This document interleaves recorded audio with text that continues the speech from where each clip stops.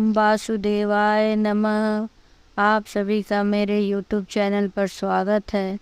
आज मैं आप सभी को गणेश जी की पूजा विधि बताती हूँ कि गणेश जी की हम कैसे सरल तरीके से स्थापना करें और हम 10 दिन तक कैसे गणेश जी की पूजा करें, इस बारे में मैं आप लोगों को बताऊँगी।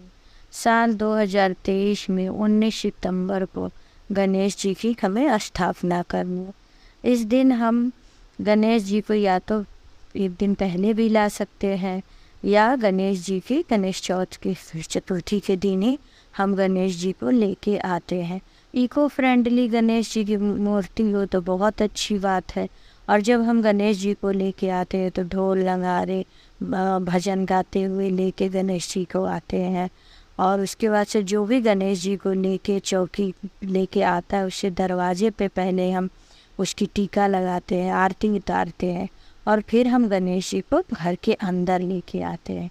गणेश जी की स्थापना करने के लिए हम इस चौकी पे लाल कपड़ा बिछाते हैं और अपने जैसे भी हो सके उसको बहुत अच्छे से सुंदर डेकोरेट करते हैं और उसमें तरह तरह से फूल पत्ती से सब सजावट करते हैं। उसके बाद गणेश जी को हम चावल का आसन देके उस पर विराजित करते।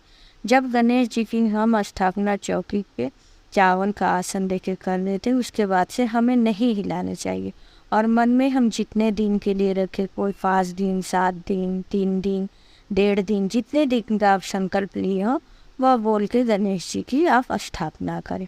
फिर उसके बाद हम जो मंदिर में पूजा करते छोटी गणेश जी में हम लोग की होती, उनको भी हम गणेश जी के आगे चावल का आसन दे के उनको विराजमान करेंगे। फिर हम रिद्धि और सिद्धि जिनको हम सुपारी के रूप में चावल का आसन देके छोटे गणेश जी के दाहिने और बाएं तरफ स्थापित करेंगे। रिद्धि सिद्धि की भी स्थापना कर लेंगे। उसके बाद गणपति जी के दाहिने तरफ हम कलश की स्थापना करते हैं। वहाँ चौकी पर हम अष्टदल चावल से बनाते हैं। चावल को हम पीले रंग से रंग लेते हैं अष्टदल बना के। फिर तांबे, पीतल या मिट्टी का कलश लेते हैं। स्टील का कलश हमें नहीं लेना चाहिए। लेके उसमें हम गंगा जल रखेंगे और पानी पूरा जल भर देंगे। उसमें गंगा जल, साबुत हल्दी, एक सिक्का, सुपारी और दुर्वा रख देंगे। फिर आम का पन्नू लेके अच्छे से साफ करके और आम के पन्नों पे भी हम सिंदूर टीका लगा देंगे और उसको कलश में रखेंगे। उसके बाद हम उस पर नारियल रखेंगे। नारियल जो है उस पर हम मौली लपेट देंगे और कलश पे भी मौली लपेट देंगे। और हम गणपति भगवान को जनेऊ जरूर चढ़ानी चाहिए।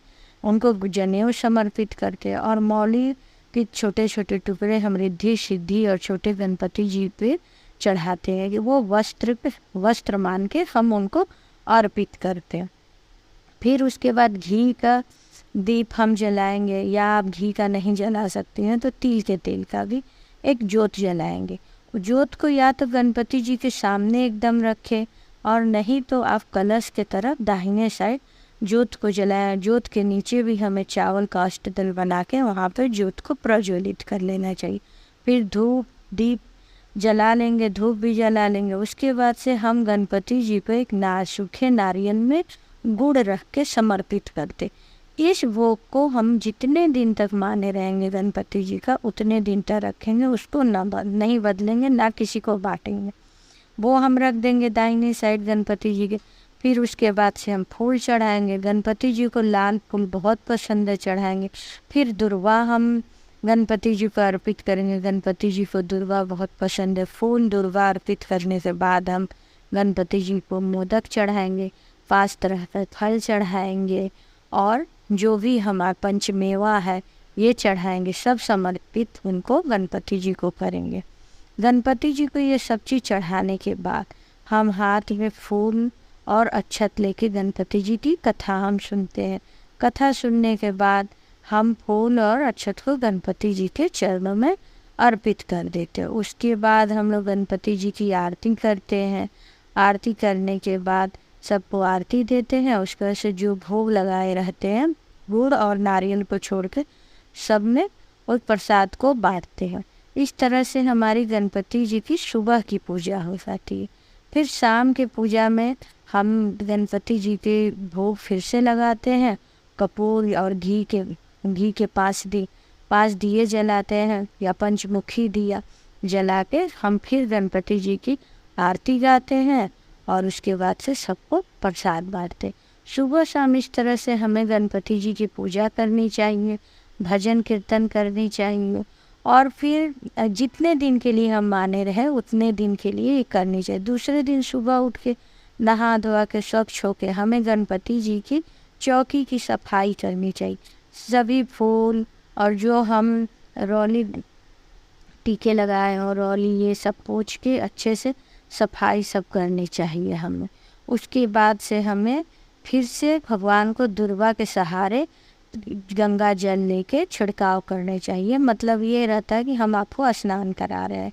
उसके बाद टीका हम लगाते हैं, सिंदूर, सूखी सिंदूर हम रिद्धि सिद्धि पे भी लगाएंगे, गणपति भगवान पे लगाएंगे, कलश पे लगाएंगे। जो कलश पर हम स्वास्तिक का चिन्ह बनाए रहते हैं उस पे भी हम सिंदूर चढ़ाते हैं। दीप जलाते हैं जो, उस पे भी हम सिंदूर साइड में रखते हैं। उसके बाद हम मौली सब जगह चढ़ाते हैं, जो भी रहता है मौली चढ़ाते हैं। और जनेऊ आपके पास अगर पर्याप्त हो तो जनेऊ चेंज करके दूसरा फिर से चढ़ाइए। अगर नहीं है तो उसी जनेऊ को फिर समर्पित आप कर सकते हैं गंगा जल से शुद्ध करके। उसके बाद से फिर हम लोग धूप दीप नैवेद्य चढ़ाते हैं और भगवान की कथा सुनते हैं। और इस तरह से हम जितने दिन के लिए माने रहे सुबह शाम ऐसे ही गणपति जी की पूजा हम करते हैं। और गणपति जी तो बहुत ही भोले भाले हैं।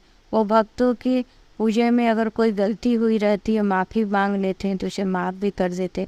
और हमें दोनों टाइम ध्यान से गणपति जी से क्षमा मांगनी चाहिए कि हमें क्षमा कर दीजिए, अगर कोई हमसे गलती हो गई है तो हमें माफ़ कर दीजिए। और गणपति जी की पूजा में मूषक की जो उनकी सवारी उनकी भी पूजा हमें नियमित करनी चाहिए। इस प्रकार गणपति जी की हम 10 दिनों तक सेवा कर सकते हैं। और उसके बाद जब विसर्जन का समय आता है तो उसके बाद हम गणपति जी की विसर्जन करते हैं।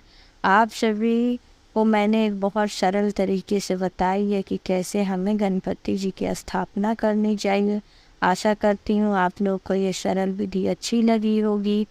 ओम वासुदेवाय नमः।